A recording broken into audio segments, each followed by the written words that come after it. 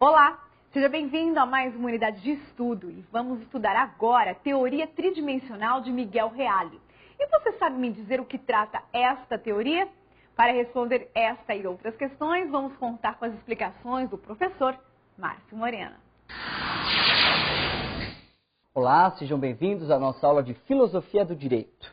Dando continuidade a esse fio condutor que nós estamos traçando desde o início do curso, hoje a gente estuda em contraposição, de certa forma, à teoria pura do direito de Hans Kelsen, uma solução, de certa maneira, uma concepção nova que foi trazida por esse que foi um dos maiores juristas do nosso país, o professor Miguel Reale.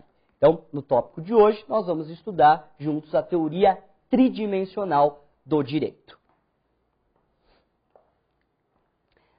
Então, o professor Miguel Reale, ele transcende os limites juspositivistas, saindo de uma concepção eminentemente normativista e analisando a questão do culturalismo. Então, o que o professor Miguel Reale faz, na verdade, é uma análise que leva em conta não só o direito como ciência do ponto de vista da exclusão sociológica, da exclusão axiológica, muito pelo contrário, ele tenta abarcar tudo isso numa análise tríplice.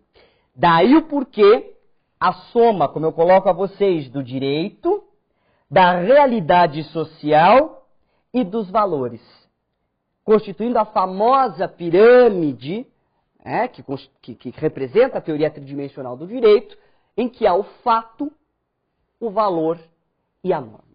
Então, a norma e ao fato social, o professor Miguel Reale adiciona a questão do valor, desprezada, portanto, por Hans Kelsen, que primava pelo positivismo jurídico, por uma análise estritamente matematizada e lógica da norma. O professor Miguel Reale concebe, então, para a formação da sua teoria, a existência do mundo do ser. Que o mundo do ser é, efetivamente, a realidade social. Não dá para dissociar o direito do fato social. O direito se origina do fato social. Onde há uma relação intersubjetiva, onde há uma relação entre duas ou mais pessoas, ali, com certeza, haverá a necessidade da existência do direito. O que eu sempre costumo brincar com os meus alunos é que o direito sempre está atrasado. Porque a sociedade caminha, o direito vai atrás. A sociedade caminha, o direito vai atrás, tentando contemplar, portanto, todas as situações que são criadas. Às vezes consegue, às vezes não consegue. E aí, nesse momento, que entraria a questão da interpretação, da hermenêutica, que nós vamos estudar nas nossas próximas aulas. Então, há uma concepção do mundo do ser, que é essa realidade social que gera a necessidade da norma, e o mundo do dever ser, que seria o modelo social almejado. O que eu espero do comportamento humano? O que seria o ideal para a preservação? É como se nós concebêssemos uma conduta determinada esperada. Eu não espero que ninguém vá matar ninguém na sociedade. Mas e se alguém cometer um homicídio? Aí essa pessoa vai ter que ser punida. Mas a expectativa que se gera é da não existência dessa conduta desviante, vamos colocar dessa maneira. Então, essa visão tridimensional do direito, criada pelo professor Miguel Reale, ela busca um equilíbrio, uma interação real de fato, norma e valor. Então, apareceu na prova de vocês, teoria tridimensional do direito, já abre lá o pop-up na cabeça. Fato, valor e norma. Numa dinâmica processual de mútua implicação. Um está implicado no outro, um implica a existência do outro. Eu não posso conceber a norma sem o fato social, eu não posso conceber a norma sem o valor. Portanto, há uma relação tríplice. Os valores. O Sr. Miguel Reale diz que se desenvolvem de relações históricas concretas, mas não se esgotam numa identidade de origem e fins com a própria realidade social, pois são inexauríveis, ou seja, inesgotáveis, não terminam nunca. Então, os valores se desenvolvem de relações históricas concretas, verdade. Quando nós estudamos a questão do direito e da moralidade, nós pudemos vislumbrar o quê? que os valores eles vão se alterando conforme a evolução social, conforme o desenvolvimento da própria sociedade. Então, se originam e se desenvolvem de relações históricas concretas, efetivas, mas não se esgotam numa identidade de origem. Claro, não se esgotam aí porque seguem toda uma evolução. E fins com a própria realidade social, porque vão além disso. Os fatos, por sua vez, compõem o direito como uma realidade compreendida, devendo ser também valorados. Então, todo fato social ele tem que ser analisado do ponto de vista axiológico, do ponto de vista da moralidade. Portanto, ao fato social se atribui um valor, o qual se traduz numa norma. Agora, claro, nem tudo que é moral interessa ao direito. Nesse sentido que a gente tem que ter uma percepção um pouquinho mais cuidadosa de buscar extrair no fato social um determinado valor. O exemplo que eu dei da questão não da pena de morte em si, mas, enfim, do homicídio cometido socialmente. É claro que aquele ato não está levando em consideração um determinado valor. Então, ao analisar esse ato, eu tenho que extrair o valor que deveria estar sendo preservado dali. E, efetivamente, é claro, vai sofrer a sanção. Não é que não existe na teoria a questão da sanção. A própria norma implica, né, a coercitividade, a existência dessa sanção, dessa punição ao comportamento desviante. Então, ao fato social se atribui sempre esse valor, o qual se traduz numa norma. Então, o que o professor Miguel Reale faz, na verdade, é encontrar um termo médio, é encontrar um equilíbrio entre o positivismo, de certa maneira, e o justnaturalismo, confluindo três elementos fundamentais para a análise do direito. O fato social, repito, sem o fato social eu não tenho a própria norma, eu não tenho a existência do direito. O valor, a moralidade, que é intrínseca a muitas normas jurídicas, lembre-se que nós vimos isso na nossa aula sobre direito e moralidade, e a questão da própria norma, que é criada vislumbrando um determinado fato social. Ou a norma é criada para corrigir uma conduta desviante, ou ela é criada para prevenir, mas sempre baseada efetivamente nas relações sociais originadas dali. As normas jurídicas não resultam da mera vontade do legislador. Há um processo de formação a partir da junção de um complexo de valores com um complexo fático. A norma não vem da cabeça do legislador, mesmo porque, teoricamente, o legislador ele tem que traduzir os anseios sociais, as demandas sociais, no sentido da criação da norma. Para o professor Miguel Reale, o fenômeno jurídico ele se apresenta como um fenômeno cultural, e a integração de fato, valor e norma é a expressão maior desse culturalismo que se distancia do tecnicismo estrito do normativismo.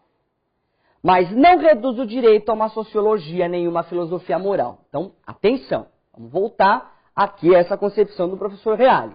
O fenômeno jurídico ele se apresenta como um fenômeno cultural evidente, porque a norma representa, de certa maneira, as concepções culturais, e aí um exemplo prático para ficar mais claro, volta à questão do posicionamento da mulher no Oriente Médio.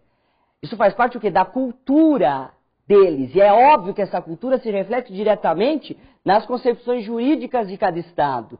Portanto, ali, naquele Estado específico, a mulher tem os seus direitos extremamente limitados. Então, o fenômeno jurídico se apresenta como um fenômeno cultural.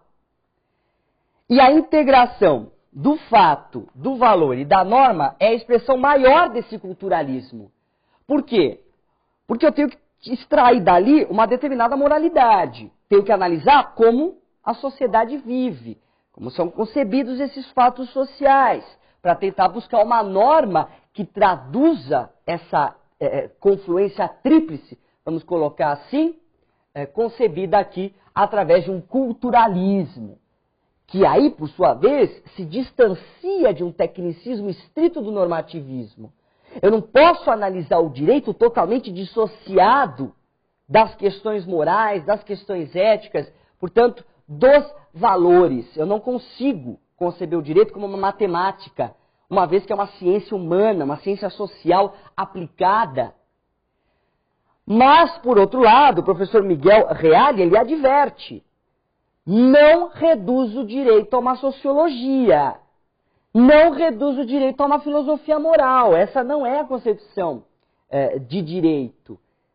É simplesmente uma ampliação da análise, um aprofundamento da análise, mas sem restringir, sem circunscrever essa análise a outros universos, que cuidariam justamente, efetivamente, só disso. Aí eu criei aqui uma possível pergunta, né? Leia o seguinte trecho que diz o seguinte: sendo a experiência jurídica uma das modalidades da experiência histórico-cultural, compreende-se que a implicação polar fato-valor se resolve, a meu ver, num processo normativo de natureza integrante. Cada norma, ou cada conjunto de normas, representando em dado momento histórico e em função de dadas circunstâncias, a compreensão operacional compatível com a incidência de certos valores sobre os fatos múltiplos que condicionam a formação dos modelos jurídicos e a sua aplicação. E aí, uma possível pergunta, né? Essa descrição, ela evoca as concepções de qual dos juristas abaixo acerca do direito? Alternativa A, Norberto Bobbio; B, Herbert Hart; C, Miguel Reale; D, Tércio Sampaio Ferraz; e E, Rudolf von Jhering.